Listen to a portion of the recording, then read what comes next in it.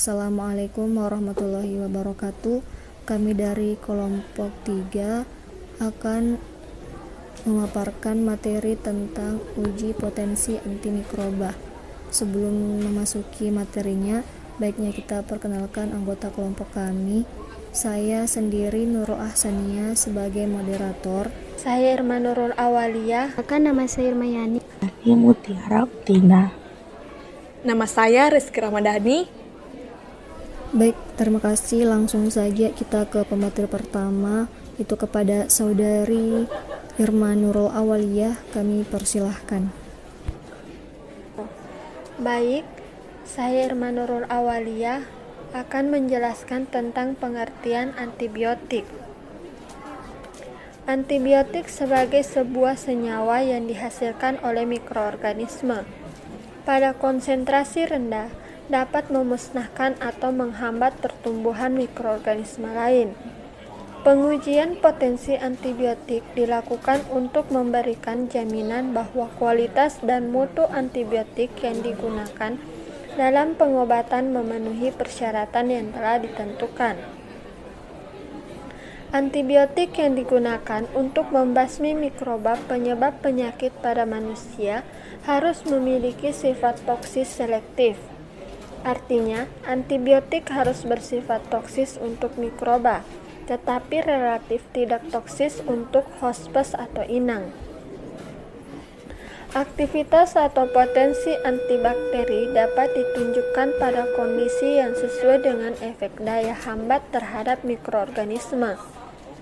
Suatu penurunan aktivitas antimikroba juga dapat menunjukkan perubahan kecil yang tidak dapat ditunjukkan oleh materi kimia, sehingga pengujian secara mikrobiologi atau biologi biasanya merupakan standar untuk mengatasi keraguan tentang kemungkinan hilangnya aktivitas.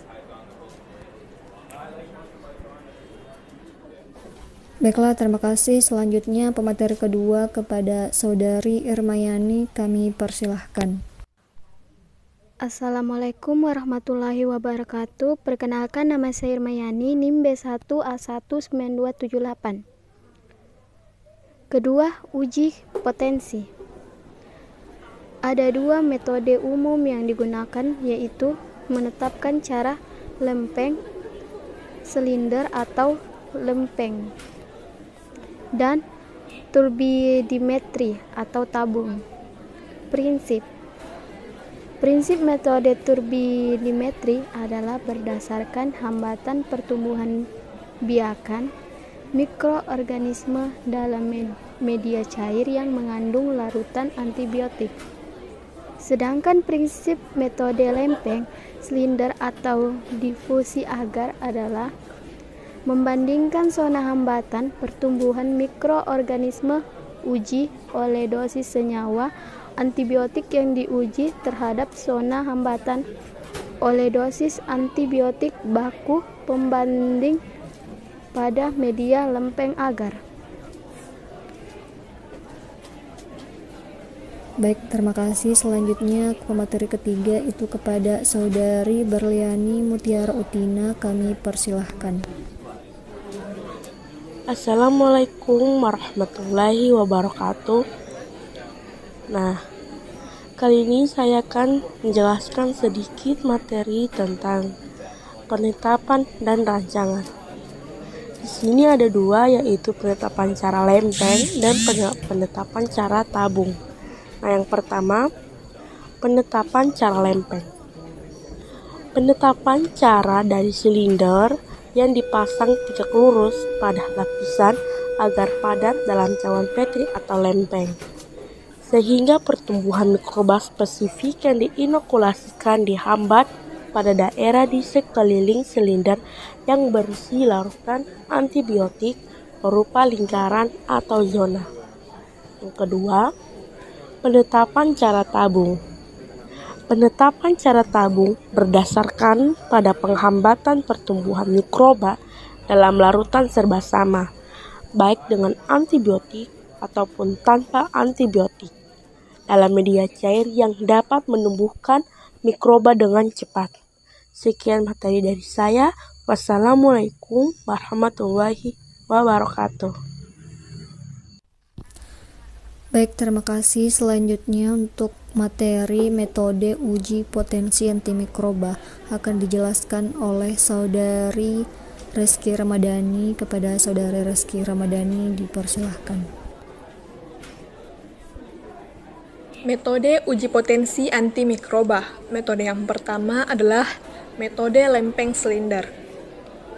Adapun wadah yang digunakan untuk penetapan secara lempeng silinder menggunakan cawan Petri kaca atau plastik. Lebih kurang 20 mm x 100 mm yang mempunyai tutup dari bahan yang sesuai. Untuk silinder, gunakan silinder besi tahan karat atau porselen dengan toleransi ukuran masing-masing lebih kurang 0,1 mm, diameter luar 8 mm, diameter dalam 6 mm, dan tinggi 100 mm. Cuci silinder dengan seksama untuk membersihkan semua residu. Kadang-kadang diperlukan suatu asam seperti asam nitrat 2N atau asam kromat. Analisis metode lempeng silinder. Pertama, siapkan lapisan dasar untuk sejumlah cawan Petri penetapan. Gunakan media dan volume yang sesuai. Biarkan media memadat, membentuk lapisan dasar, rata dengan ketebalan seragam. Siapkan sejumlah inokula dan antibiotik yang sesuai. Putar lempeng ke depan, belakang untuk menyebarkan inokula di atas permukaan lapisan dasar, dan kemudian biarkan memadat. Jatuhkan 6 buah silinder pada permukaan yang telah diinokulasi dari ketinggian 12 mm, menggunakan alat mekanik atau alat lain untuk menjamin penempatannya pada radius 2,8 cm. Kemudian, tutup cawan untuk mencegah kontaminasi. Isikan ke-6 silinder pada tiap lempeng dengan enceran antibiotik dengan tingkat dosis S1 sampai dengan S5 dan U3. Inkubasi lempeng selama 16 sampai dengan 18 jam. Kemudian, seluruh silinder dikeluarkan dari lempeng. Ukur dan catat diameter antar zona hambatan pertumbuhan mendekati 0,1 mm. Baiklah, saya Nurul Ahsania akan melanjutkan materi dari Saudari Reski Ramadhani, yaitu metode turbidimetri. Adapun wadah untuk penetapan secara turbidimetri adalah gunakan tabung reaksi kaca atau plastik dengan ukuran misalnya 16 mm kali 125 mm atau 18 mm kali 150 mm yang panjang, diameter, dan ketebalannya relatif seragam, serta permukaannya tidak cacat dan tidak tergores. Tabung yang akan ditempatkan pada spektrofotometer harus yang sesuai, tanpa goresan dan tidak cacat. Bersihkan seksama tabung dari semua residu, antibiotik, dan sisa larutan pembersih, dan sterilkan sebelum digunakan untuk penetapan berikutnya. Analisis metode turbidimetri. Pada hari penetapan, siapkan dosis antibiotik seperlunya dengan menghancurkan larutan baku, persediaan, dan sampel. Siapkan 5 tingkat dosis larutan baku S1 sampai S5 dan 1 tingkat dosis larutan uji U3, masing-masing 3 replikat terhadap lebih dari 20 sampel sesuai dengan dosis tengah larutan baku S3. Susun tabung dalam rak sertakan dalam tiap rak 1-2 tabung belangko yang berisi 1 ml pengencer uji tanpa antibiotik.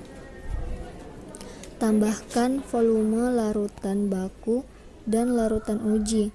Susun 1 set lengkap secara acak termasuk belangko dalam 1 rak tabung. Tambahkan volume inokula dalam tiap tabung menurut giliran dan masukkan rak lengkap ke dalam inkubator atau tangas air dengan suhu yang dipertahankan.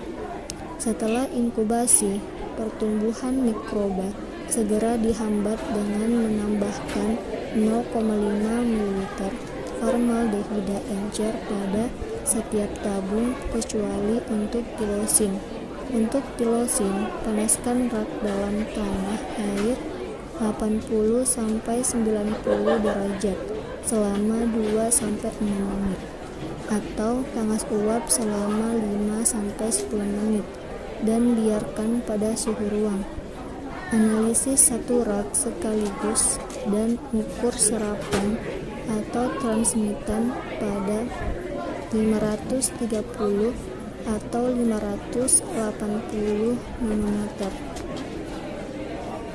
Baiklah, itulah tadi pemaparan materi kita tentang uji potensi antimikroba. Terima kasih atas partisipasinya. Mohon maaf jika ada kesalahan dan mengucapkan wabillahi taufiq wal hidayah. Wassalamualaikum warahmatullahi wabarakatuh.